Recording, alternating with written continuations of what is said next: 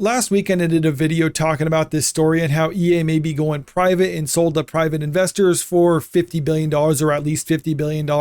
Now, a lot of people are aware at this point that that deal actually did go through and that it was sold for $55 billion, which sounds like a lot, but you have to keep in mind EA is one of the biggest gaming companies in the world. They have a lot of long established IPs. So $55 billion, it's obviously a high price tag, but it's justifiably high. But one of the things about this deal that I think a lot of people find a little bit strange is that EA as a company has been also on the spearhead of pushing woke identity politics within the gaming industry. And one of the primary owners of EA at this point right now is the Saudi Arabian government, and they actually take a complete opposite approach to identity politics. But before we really dive into all this, if you're new to the channel, make sure you hit that subscribe button. And if you can, leave a comment and hit the like button too, because it helps me out. EA employees reportedly panic over Saudi-backed takeover. It's going to get worse. Now, whether or not it's worse, I think is a matter of opinion.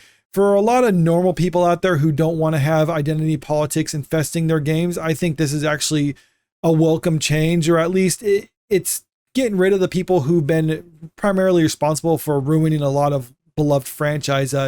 They have a picture of Dragon Age the Veilguard right here. A lot of people remember how bad that was, strictly because they just dove headfirst into identity politics above even just convincing dialogue. There's this poster over on X from Verbal Riot. These are actual words being said in a Dragon Age game. It might be a time for EA to take BioWare behind the shed. So yeah, just take a look at this. Thank you. So I'm non-binary. So yeah, obviously the laugh track was added to it, but we all saw this when the game first came out. Just various cutscenes like this, where it was clear that the writers of the game were just putting a stop to everything so they can just preach to the audience. Naturally, audiences don't like that sort of thing, so the game failed horribly, and that's why EA was able to be gobbled up by various investment firms, because they pretty much tarnished their own brand. And now a lot of people who are tired of this sort of thing are hoping that maybe they can turn this ship around, or at least get rid of the people who had a hand in ruining the video game industry. Electronic Arts is one of the most recognizable names in gaming, but right now many EA employees aren't celebrating. Instead, reports suggest that workers inside EA are anxious and upset following the company's massive sale to Saudi-backed consortium. The $55 billion deal, first reported earlier this week, will take EA private under a group led by the Public Investment Fund of Saudi Arabia, along with Silver Lake and Infinity Partners. EA will reportedly carry $20 billion in debt financing as part of the transaction.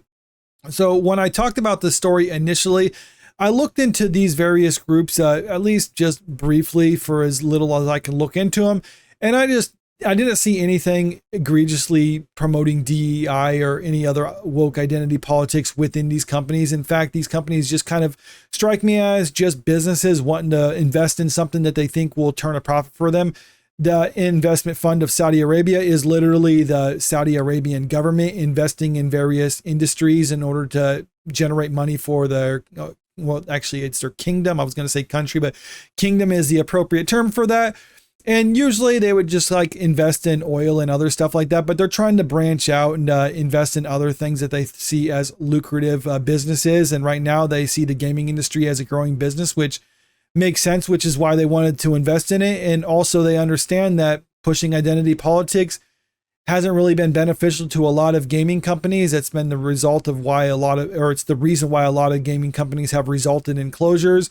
So it makes sense that they would try to do away with that. Also, it kind of goes against their own values as a Muslim kingdom. So that's why a lot of people who have been trying to push this sort of stuff within within EA are now worried that they're eventually going to lose their job as a result of all this.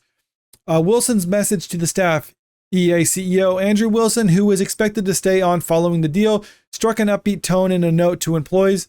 He told staff, "The moment is a recognition of your creativity, your innovation, and your passion. Everything we have achieved and everything that lies ahead is because of you."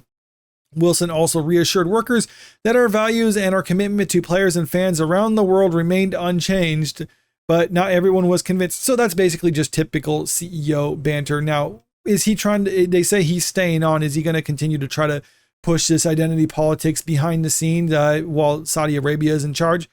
No, I don't think so. I think he literally is just a businessman at the top of the company who is just kind of managing it. He doesn't necessarily care one way or the other as long as it's beneficial to them as a company. So if people who are in his ear basically telling him to push identity politics, he'll do that. Now, if you have new leadership at the company saying don't do that sort of thing, I think he's going to do that as well. But a lot of the people working underneath him don't necessarily share that same sentiment. They actually have an agenda that they're trying to push with the stuff that they release in the games. And those are the people who are most worried about this new ownership change up.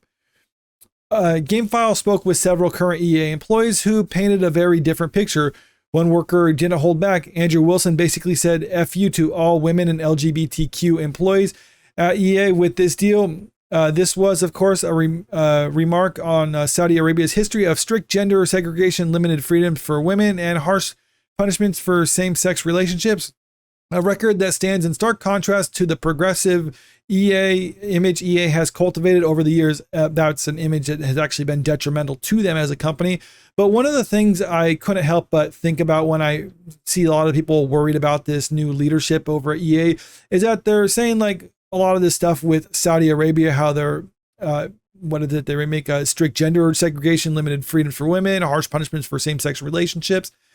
I'm wondering how many of the people at EA who are worried about this have, I don't know, like a Palestinian flag in their Twitter handle, or they say free Palestine, or they're on that side of that issue. When, keep in mind, Saudi Arabia, another Muslim nation, similar to how Palestine is a Muslim nation, Saudi Arabia does not like Palestine because they are more extreme at these sort of things than what Saudi Arabia is. I just find that kind of funny because a lot of the people who are upset about this deal because, oh, they're bad towards gay people and women or something like that, but they'll champion another group of people who are way worse about that sort of thing than what Saudi Arabia is. So just kind of keep that in mind. It just goes to show how seriously you should take these people because clearly they don't know anything that's going on in the world. They just know what they're supposed to say, and that they're told that you need to be supportive of Palestine, so they do that, even though that's kind of in stark contrast with all their other values that they proclaim. It just shows how many people have been collateral this past year for executives to make out rich. They said nothing feels great, and we know when the deal closes, it's going to get worse before it gets better, if it even gets better. I think it's going to get better, and actually I took a slight optimistic approach to when I saw this sort of thing, because when I looked into the companies buying out EA, I saw none of them were trying to push DEI or anything like that. They were just trying to make, or at least they came across to me as just trying to make entertaining games, or at least they were companies who were just interested in making money, which I think one reason that they would do that would be to cut the bloat, which is something that's been permeating the gaming industry for some time now. So get rid of a lot of the unnecessary departments and a lot of the unnecessary people, trim the fat for the company, and make gaming more streamlined, and also just get back to making games that people want, as opposed to making games with the intent of trying to push some type of political agenda that the overwhelming majority of the public outright rejects. I'm nervous about what this means in terms of workforce once the deal is closed, as layoffs usually follow those types of acquisitions, they noted. And on a personal level, those future owners are really not in line with my values and beliefs. Well, then you probably should just resign. And that's one thing I'm wondering about a lot of the people still working at the company who actually are ideological progressives or something like that. Would they still stay on with the company even if the company is trying to do away with what they personally want as far as their values go? Because on the one hand, they say they're principled and that's why they have their values. But on the other, they might show that they're willing to actually work with companies who outright reject their personal values because they ultimately want to keep the job. So which is it? Do they actually stand by their positions? Are they going to quit if they're not outright fired? Or are they going to continue on because they care about the paycheck more than their actual claimed values of it? I don't really know what the answer is, but either way, I at the very least, I find it funny that they'll stay on at the company, but I think eventually they're going to show themselves. They're going to kind of reveal themselves to the upper leadership. And I think it would be in the interest of the new ownership over at EA to try to get rid of a lot of these people, or at least as many of them as possible, and go back to making EA the company, make it the company that it used to be, the company that actually produced good games that people liked in order to get it back to where it was. And I think the new leadership over at EA is probably going to do that, or at least right now, I don't have any reason to believe that they're not going to do that. So like I said with my previous video, I'm cautiously optimistic about all this, but let me know what you think about this in the comment section below. Do you think this is a step in the right direction for the gaming industry? And do you think other major studios might follow suit with this? Or do you think this is really nothing, or nothing will actually change? Comment below. Let me know what you think about this. Also, if you haven't already, make sure you hit that subscribe button if you want to stay up to date with the latest entertainment news. And don't forget to hit that like button and share the video out there because it helps out with the channel. Thank you.